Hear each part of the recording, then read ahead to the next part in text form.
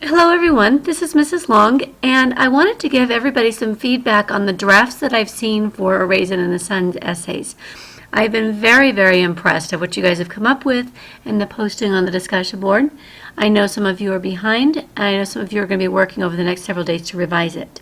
So rather than give each of you individual feedback, I wanted to pull out some general principles of things that I've seen in the essays and the drafts so far. So that's the purpose of this video. The first thing that I want you to remember is your audience. You are writing for, not just for me, I know the prompt.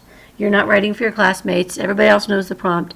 You are writing for a formal but intelligent audience that already knows A Raisin in the Sun. And that's the case with almost any type of literary analysis that you're going to do. You're going to assume that the person that's reading it has read the play, and you're going to stay in a formal tone. And what that means, among other things, is you're going to stay in third person. You're not going to be going, I, this, or personal stories about you and your siblings, or how this reminds you of you when you went to this state with your father, or anything like that. It's third person, and it's going to be strictly about the play. You're not going to be summarizing the story. If you're going to summarize in more than 2 sentences, you're off track. You might need to explain parts of the story, but you're not going to summarize. This is not a summary. It also means avoid extra fluff, extra digressions, extra detours. You've got 3 paragraphs to explain a lot of content. So you really can't get off talking about why theme is important and how the American dream has been important for people in the past. You can give a sentence to that, but not multiple sentences. You need to make use of every sentence you have for the purpose of explaining the prompt. And then the other thing that I would pick out is that you need to make sure you mention the name of the play and the author, ideally in your first sentence. And here's an example of what I've seen in some of the discussion board posts that address that. This person says, the play A Raisin in the Sun by Lorraine Hansberry fancies everyone's taste buds. So you've got the name of the play and you've got the author there. This one, in the play A Raisin in the Sun by Lorraine Hansberry, has a very strong and underlying theme, which is shown through vivid descriptions as well as the use of the great use of poetical devices. So again, name of the play and the author. I also want you to remember your purpose. Pull out the keywords from the prompt. You're supposed to explain the theme. Most of you have gotten that. You're supposed to explain the characters that demonstrate that theme. You're supposed to show how style and figurative language help her develop that theme, and that might relate to the intensity of the emotion the characters are feeling, how we really are able to picture character change, that type of thing.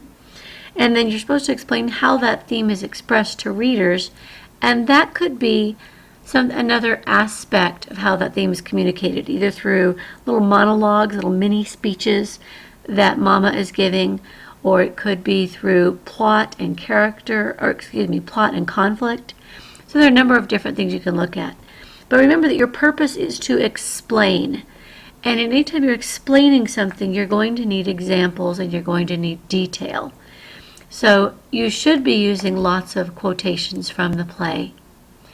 Quick reminder that the theme should be a sentence and not just a word. You can't tell me that the theme is poverty, or you can't say the theme is the American dream. What is it about poverty? Poverty forces people into boxes. Poverty makes people feel like they're less than human. Or what is it about the American dream? The American dream can be realized, but not always in the way we expect. Or things like that. Make it a sentence. An example of that I found in the discussion board, this is really a really good one. The most important theme is that the choices you make can affect not only you, but those around you. That's a sentence. It's not just saying the theme is choices, it's saying something about choices. So just a quick reminder that when you check your final essay, look that your theme is a sentence. Then when you get into the first, second, third paragraphs, you're going to make sure that your topic sentence says clearly what your topic of that paragraph is, and that should relate to your prompt. So in this one, they're saying that the play has an underlying theme which is shown through vivid descriptions as well as poetical devices. So this is how the theme is expressed. Similarly, in a second paragraph of the same essay, The most important part of the play is the dynamic characters. That's part of the prompt and part of this person's topic sentence for the paragraph. And again, the purpose is to tie this to the theme. Each of those characters show the theme in their own way. And then the third paragraph for the same person is figurative language, another part of the prompt, is an important part of any story. And Lorraine Hansberry makes an excellent point of making sure that the reader can see the theme clearly. Be very, very explicit. This is the part of the prompt. Using the prompt in your topic sentence is actually a really good strategy for a lot of different papers you might write. And put that in your topic sentence to show what your purpose is. When you get into your paragraphs, you're going to want to make sure that you're following this Whopper format. That's that topic and then 3 PEA paragraphs kind of sandwiched together. Your first sentence is going to be, again, what your topic is. This is from the prompt. The main theme is, if you're willing to put in the work, you'll be able to accomplish your dreams. The theme is valid throughout the play. It applies to the main character. So here's the topic. In this paragraph, we're going to talk about topic, the characters, and the theme and how those two relate. So then this person says, Mama is one example. And if I scan down, there is Benitha as another example of a character that shows the theme. And then Walter. So that would be the point. Mama is proof of this theme.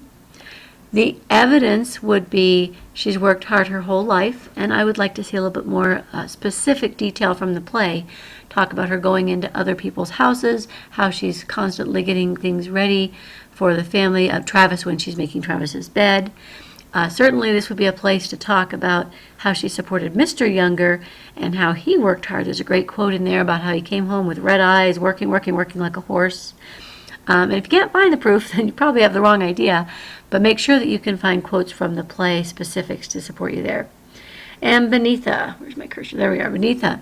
She's a character who's achieving her dream by going to medical school. She wants to become a doctor, has to work twice as hard. You need to find some support for that in the play. But this is your point. Here's your evidence. For this, I would probably go back and look at the quotations where people are challenging. I think Ruth and Mama are challenging why she has to be a doctor. Walter certainly challenges it. Kind of unusual for a colored woman. How she has to work twice as hard. Find some quotations from the play. And then our third one, Walter, out down here, he has to work hard. He's not able to live it out, but he works very hard to do that. Well, find some examples that show he's coming up with new plans and new schemes.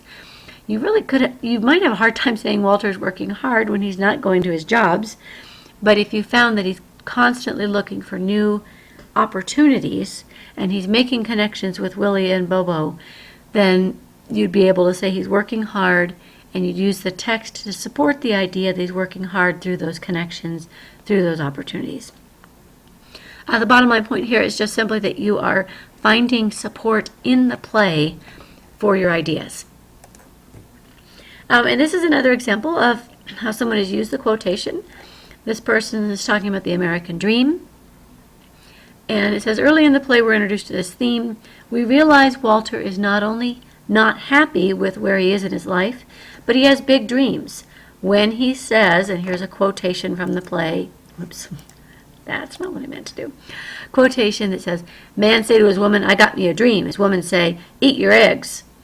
And then the person goes on and says, this quote shows, and that's really critical, that's the analysis piece. This quote shows how Walter is feeling about how his life is going and how he is reaching for his goals, which then you could say explicitly ties back to the American dream. And just an observation, this person is using internal citation, goes in parentheses at the end of the sentence that you're quoting. And there's a couple of different ways to cite it. Act 1, Scene 1 is one way to do it. Looking at the author is another. We'll get to that in just a second. The other thing, again, if you're going to look for support, you need to have support for figurative language.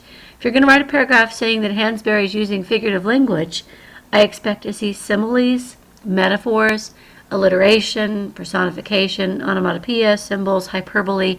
In other words, examples of figurative language in your play. Man, I'm a volcano. We've got a nice metaphor going there. Where Walter is describing his anger and comparing it to a volcano. Cat take off with your money, he don't leave no roadmap. This is a description of Willie Harris, but it's obviously a metaphor. Willie is being compared to a cat. The money that is made out of my father's flesh. This is Walter reacting when he finds out the money is gone. Well, the money's not literally made out of his father's flesh. It's a metaphor too. And likewise, in the end, Mama's talking about Walter's change of character. And it says, kind of like a rainbow after the rain. And Walter gave us plenty of rain in Act 1. And so there's a metaphor going on here. I guess I chose all metaphors for these. But again, the point is, figurative language. If you say there's figurative language, have some figurative language examples to use to support your point. When you do cite in the play, as referenced this earlier, there's a couple different ways to do it, but all of them are going to involve information in parentheses at the end of your sentence. Depending on the form of the play you used, you might have the author and the page number, or you might have the act and the scene and the line number. Some of you guys went out and got your own print copies that might have had the line number. So I'm not going to be quite as picky on what's in the exact citation, but I'd like to see that you're citing, that you're using a format, and that you're using it consistently for your own version of the play. If you're quoting a larger chunk of text, you're going to indent that. And then at the very end of all of that quotation, you'll put your page number or your act, scene, and line number that goes with that. In any type of essay, if you've got a long quote going on, you're going to indent it. It's called a block quote. And if you're quoting from the play and there's a lot of text you're getting, a lot of character lines, then you're going to want to indent that as well. At the end of the essay, you should provide a works cited page. Yes, there's only one source that you probably are using. Some of you may do outside work. But you should have a works cited page that lists the copy of the play that you were using. And if you're not quite sure how to cite the specific copy, this particular website I found to be a good one because it shows different types of plays. You might have a play inside an anthology or an e-play, or you might have a play, standalone play, where the book is the play and that's all there is to it. So you can find your version here. Just a quick reminder before I wrap up. Use the rubric, because when I grade it and turn it in, I'm going to be looking at the rubric and looking at your paper. So check what's on the rubric, check your paper, and if there's an area of weakness, that's where you know how to revise. And also just a reminder that when you submit your paper, you need to submit it not only to Schoology, but also to Turnitin. And if you're not sure how to get a Turnitin account going, then please take the time to go back and look at those resources in the materials for Unit 1, Session 4. Okay, I've talked enough. That's enough to wrap it up. Please be in touch with any questions. I'll be checking in over the weekend and into next week. So thanks for your attention.